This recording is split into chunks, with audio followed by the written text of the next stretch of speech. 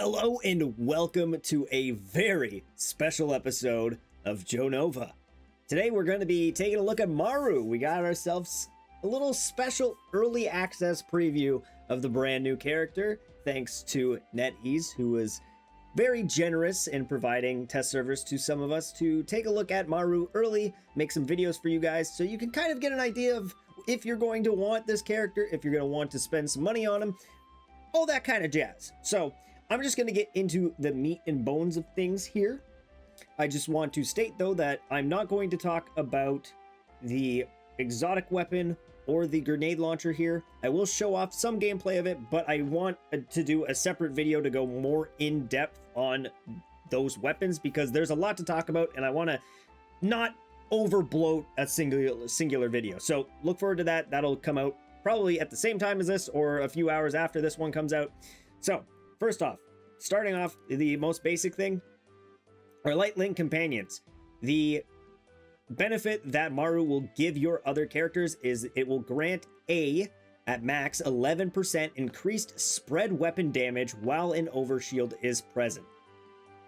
Not gonna lie, very specific. Like the only other spread character we have pretty much is Ikora and Wolf. So I guess Wolf could probably take advantage of this. Wolf does a lot of overshield stuff. This would probably be a good one for Wolf. I don't really think it'd be that great for Ikora. And obviously it's great for herself. But outside of that, I think the only person who can really take advantage of that, at least right now, is Wolf.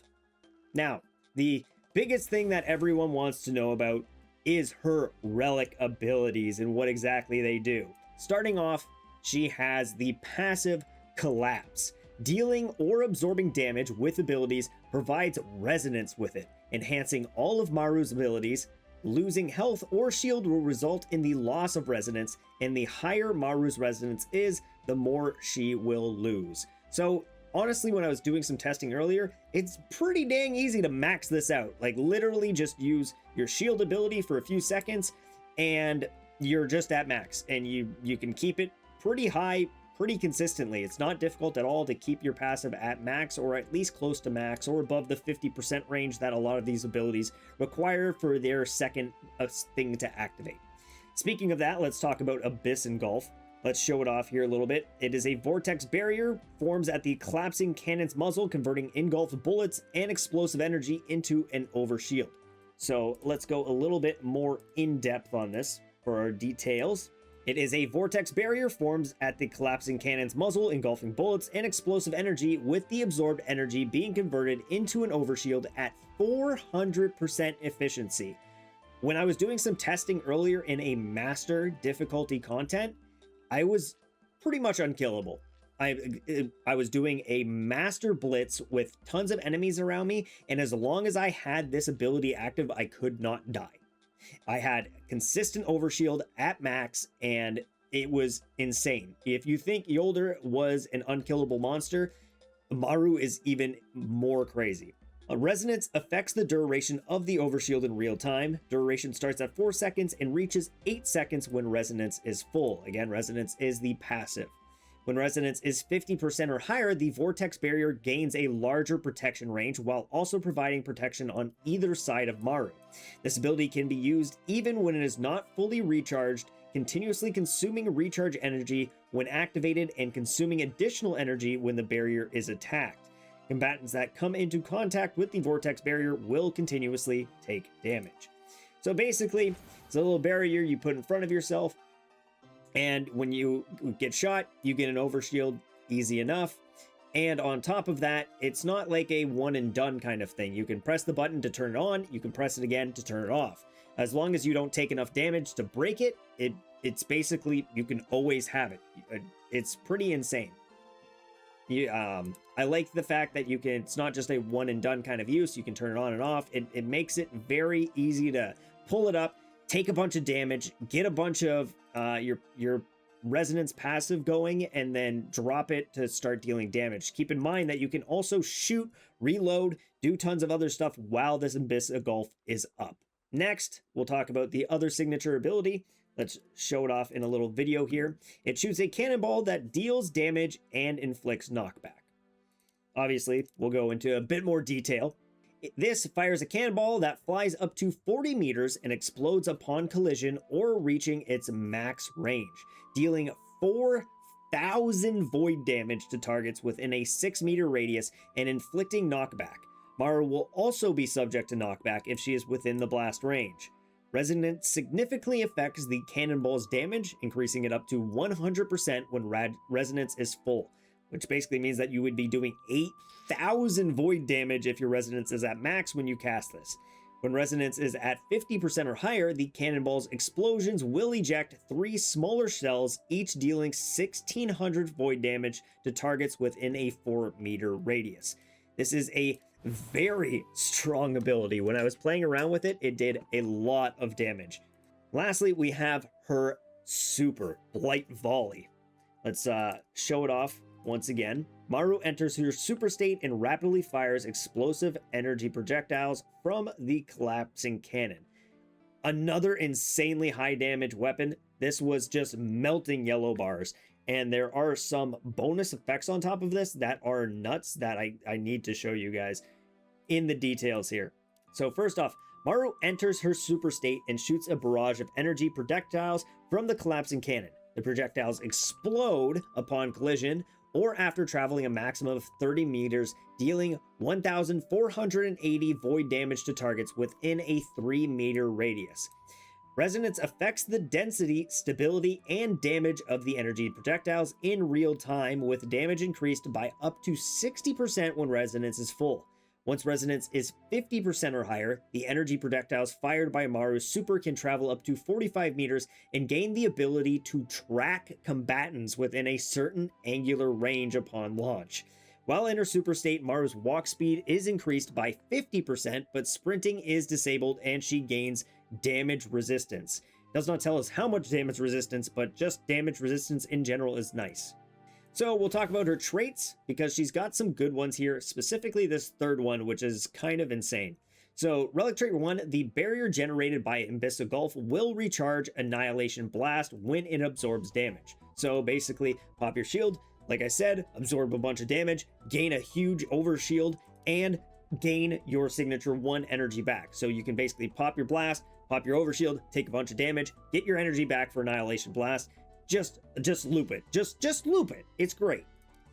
Harmonic Transition is relic trait 2. Using Engulf doesn't interrupt reloading. Reloading is still possible while the barrier is active. This gives you a way to continuously reload while not having to worry about getting shot or whatever.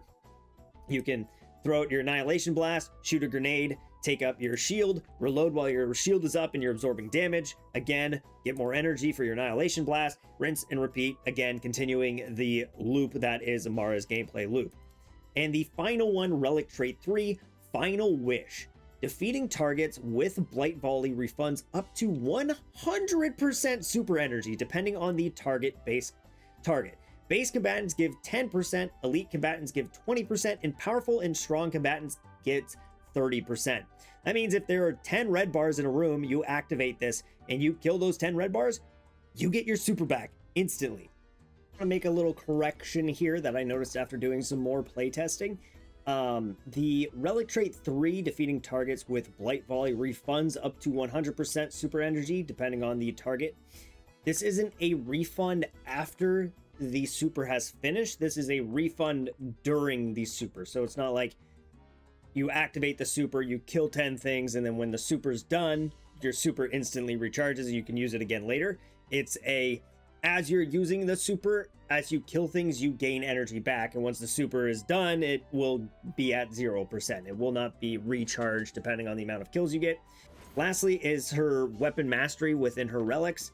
For her weapon mastery, when resonance is 50% or higher, light and heavy grenade launcher shots will produce 3 void element split shells, each dealing 220 void damage to combatants within a 4-meter radius. Again, at level 5, this will be increased up to 100% of these split shells by 100%. So it basically means you'd be doing 444 void damage. Pretty good. Basically, every time you shoot a grenade, little split, even more damage. Pretty damn cool. Also, on top of that, at level 4, you'll also get split shells. Damage increased by 8% each time they hit the same target consecutively within 1.5 seconds, increasing by up to 24%. So if you're facing something stronger like a yellow bar boss, you can continuously just slam more and more damage into it and increase the damage you're doing going up. Next, let's talk about her talent tree. For those of you who are willing to pull her 6 times, these are the things that you have to look forward to. Annihilation Blast's max number of charges is increased to 2. Again, that is her signature ability 1, the one that shoots off the void that splits off. At talent tree 2, we'll get concussion. Direct hits with light or heavy grenade launchers recharge Abyss Engulf, with light grenade launchers providing 5% per hit and heavy grenade launchers providing 10% per hit. And that is your shield. So basically you can bring out your shield, shoot some shots, and continuously get energy back into it. At talent tree 3, when resonance is 50% or higher, the number of smaller impact shells ejected after Annihilation Blast explosion is increased to 6. At 4, we're getting Blight Volley's damage can now be increased by up to 100% when resonance is full. At 5, we have Impact Round shot by Annihilation Blast deal 20% increased base damage. And at 6, we have Ultimate Resonance. The efficiency at which Abyss Engulf absorbs damage to provide overshield and recharges Annihilation Blast is increased by 35% when resonance is full.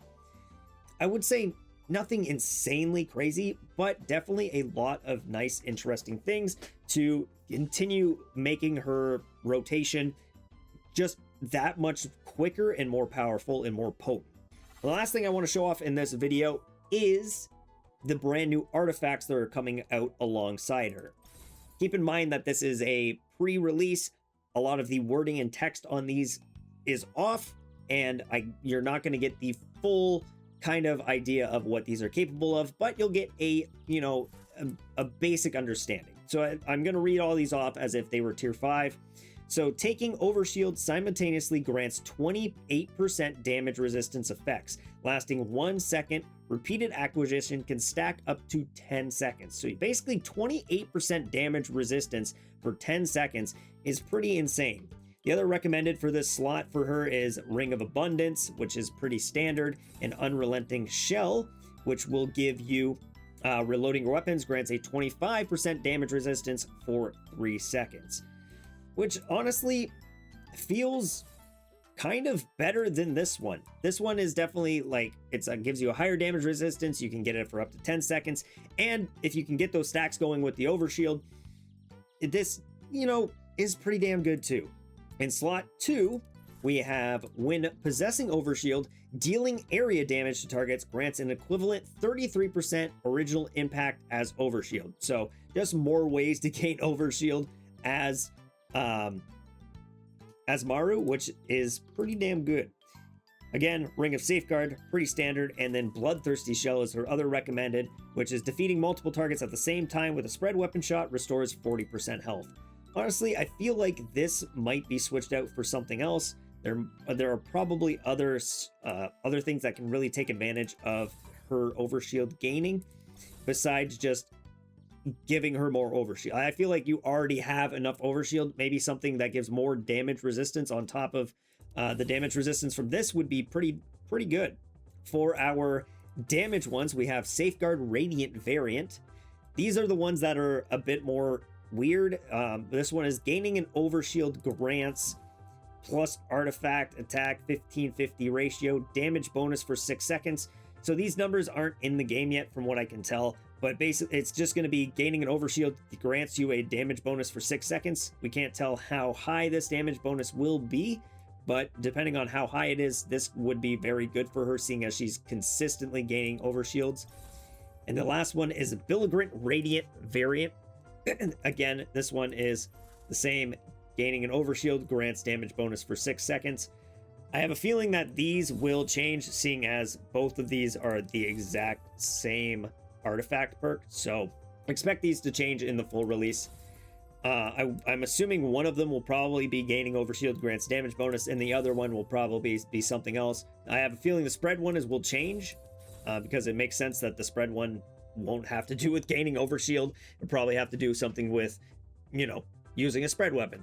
So that about covers everything. We will have another video talking about the new Void grenade launcher and her new exotic Void Light grenade launcher.